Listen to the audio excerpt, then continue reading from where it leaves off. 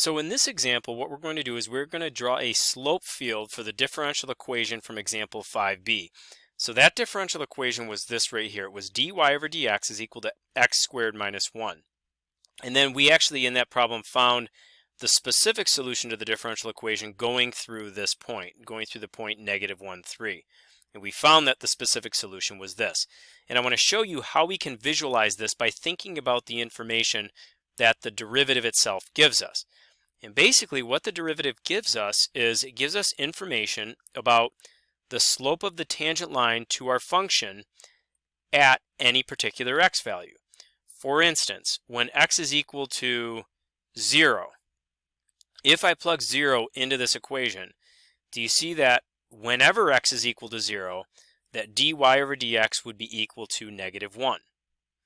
And so what I could do is I could say, okay, so whenever x is equal to 0, let's indicate, x equals 0 is right here, let's indicate that our function would have a slope of a tangent line of negative 1 right there. So I'm just going to draw a really small line segment with a slope of negative 1. It would kind of go at an angle like that. And I go all the way down at x equals 0. And then at x equals 1, can you see that if you plugged 1 in here, actually not just 1, if you plugged 1 or negative 1 in for x, square it and then subtract 1, you get 0. And so the slope of our tangent line at 1 or negative 1 would be 0. And you're probably wondering, well, why are you drawing all of these line segments at, at all of these, at all possible x values? And the reason is when we do an antiderivative, which is what we're doing a lot of times when we're finding the solution to a differential equation, remember there's an infinite number of possibilities. And so what we're doing right now is we're kind of sketching out what the solution to our differential equation might be. We might be able to visualize from this what the function is that has this as its derivative, but there's an infinite number of functions that has this as its derivative. And then we're going to be able to pinpoint one in just a little bit. Okay, so if we plugged 2 or negative 2 in, can you see that you're going to get 4 minus 1, which is 3. So the slopes here would be much steeper, much steeper. So trying to draw little tangent line slopes that would be 3. And the same thing goes on this side at x equals negative 2. It looks like, that slope would again be positive 3. So it's pretty steep right there.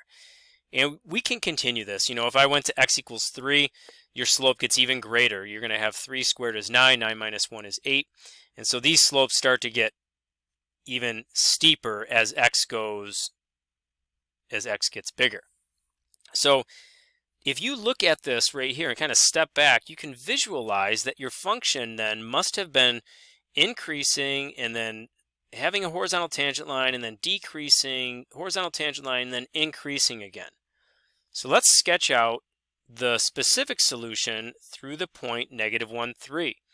So, and this is a total estimate based upon how I'm sketching this, but still you'll see it's going to actually be pretty darn good with how close it is to the actual solution, particular solution to this differential equation. So if I go to negative 1, 3, that's going to be, I don't know, somewhere around here. You can see if we're going through this point, then it looks like our function is doing something like this, where my guess is our function is kind of coming up here, and then you've got this horizontal tangent line. Let me clean that up a little bit, get rid of that. You've got this horizontal tangent line, and then the function appears to be going down, and then we're going to have a horizontal tangent line again, and then it looks like your function is going to be going up again after that. And so you can kind of get an idea of what this is going to look like. Let me just clean that up a little bit. So it looks like this is going to, looks like it's going to do something like this. And I'm able to get that just based upon sketching what the slopes are like at different x values throughout the function. And if I had given you a different initial condition, you could have started at that different place and it would have still had this general shape, right? It would have still had the same slope, but it would have had a different initial condition. So let's double check this. I just, a second ago, I plugged this into my calculator here. You can see I've got y equals x cubed over 3 minus x plus 7/3. So that's what this is right here. You can see this kind of looks like a cubic. I'm just curious if what we have sketched here matches up with what the graph looks like. And you know what? I think that that's pretty good. I mean, especially if we changed the x min and the x max to kind of line up with what we've done here, I think that we've done a pretty good job. And so, you know, just simply plugging in some x values into your derivative sometimes reveals what the solution to that differential equation would be. And it's pretty cool here that it also reveals that we would end up with a cubic, you know, and we started with a quadratic. And so again, it just kind of illustrates this process that we're going through does work. Okay, a couple more examples here. Number 8. Acceleration due to gravity is either negative 9.8 meters per second squared or negative 32 feet per second squared. We can use anti-differentiation to find the velocity and position functions. And so we've already worked with these in this class, but now you're going to see how we can arrive at those just through the anti-differentiation process. So the one thing that we know in science is acceleration due to gravity is constant. So acceleration might start off as negative 9.8. Let's just, going through this example, let's just work with negative 9.8. And so we know that acceleration is the derivative of velocity, or now we can say that velocity is the antiderivative of acceleration. And I'm going to use, instead of x, I'm going to use t as my variable. And then I would also have to say plus c. But if you think about what this c is, this c is the value of the velocity when this is 0.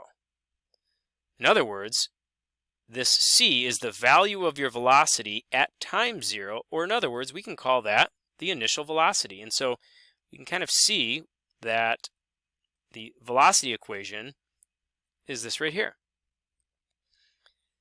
And if I do the antiderivative of velocity, that should get me my position equation, because previously we said that velocity was the derivative of position. So position, or s, is the antiderivative of velocity. And to be completely accurate here, I probably should be saying s of t. So let me say that here. I did not say that for the velocity one, but s of t is equal to, we have to do the antiderivative of this.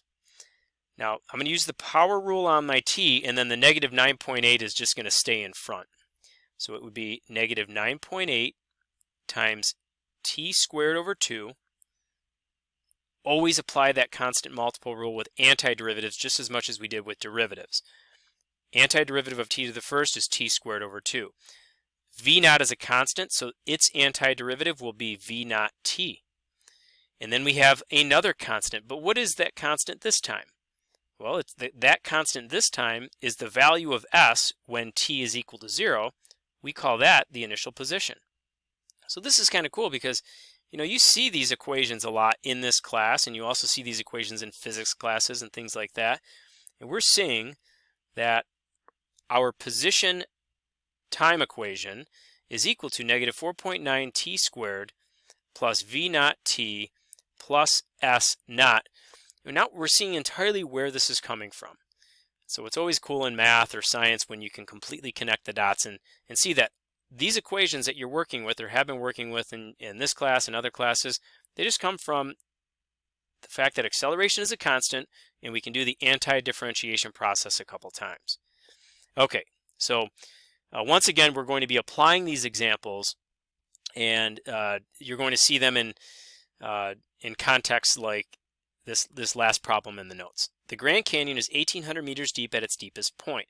A rock is dropped from the rim above this point.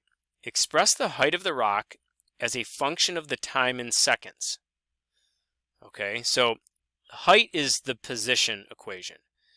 And so if we're starting with the assumption that a is equal to negative 9.8, then we can see that our height, or our position as a function of time, is equal to negative 4.9 t squared plus v naught t plus s naught.